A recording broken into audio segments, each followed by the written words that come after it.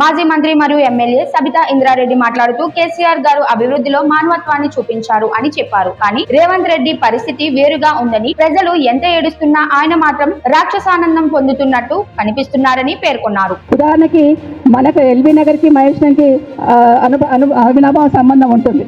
పైన వర్షం పడితే పైన కాలనీలు అన్నిటి కాలనీలకు వెళ్ళి ఎల్బీ నగర్ వచ్చి కాలనీలన్నీ మునిగిపోతూ ఉంటాయి. పైన చెరువులన్నీ కూడా వచ్చి చాలాసార్లు సుధీర్ రెడ్డి గారు కూడా ఇబ్బంది పడ్డారు. పైన చెరువులకి వెళ్ళి నీళ్లు రావద్దు ఆపేద్దామని కిందన్న కాలనీ వాళ్ళు ఇబ్బంది పెట్టినా నీళ్ళ వంపు ఎక్కడుంటే అక్కడే పోతుందని చాలాసార్లు అందరినీ కన్విన్స్ చేసిన సుధీర్ రెడ్డి గారు కూడా ధన్యవాదాలు. ఎందుకంటే అక్కడ రాజకీయం చేయకుండా ఎవరి కష్టమైనా కష్టమే అని ఆలోచించున్నారు.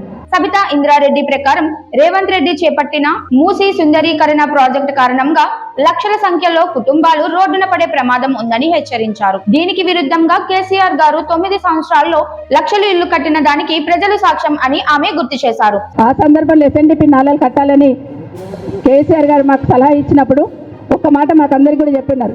నీళ్ళ వంపు ఎట్లుంది అట్లనే ఎస్ఎన్డిపి నాల పోవాలని వితండవాదం తీసుకురాకండి. నీళ్ళ వంపు ఒక్కొక్కసారి కాలువలన్నీ కూడా కబ్జాలు అయిపోయి ఇంటి కట్టుంటారు. కాబట్టి అట్లా తీసుకోకుండా రోడ్లు వెంబడి తీసుకోండి ఎస్ఎన్డిపి నాలని చెప్పి అంటే అభివృద్ధిలో కూడా మానవత్వాన్ని చూపించారు కేసీఆర్ గారు.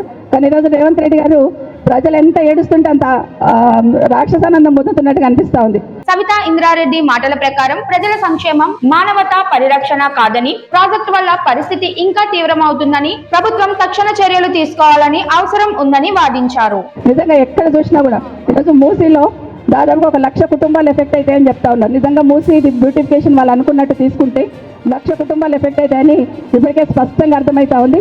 ఒకటి మాత్రం నాకు అర్థమవుతుంది, కేసీఆర్ గారేమో ఉన్న 10 సంవత్సరాలు ఏదైనా జాగా ఉంటే తీసుకొని డబుల్ బెడ్రూమ్ ఇల్లు కట్టి పేదవాళ్ళకి ఇవ్వాలని ఒక సంకల్పంతో 9 సంవత్సరాల్లో 1,00,000 డబుల్ బెడ్రూమ్ ఇల్లు కేసీఆర్ గారు ఇస్తే 4 సంవత్సరాల్లో 1,00,000 ఇల్లు కూలుస్తానని రేవంత్ రెడ్డి గారు కంకణం కట్టుకున్నట్టుగా అనిపిస్తుంది ఈరోజు. కానీ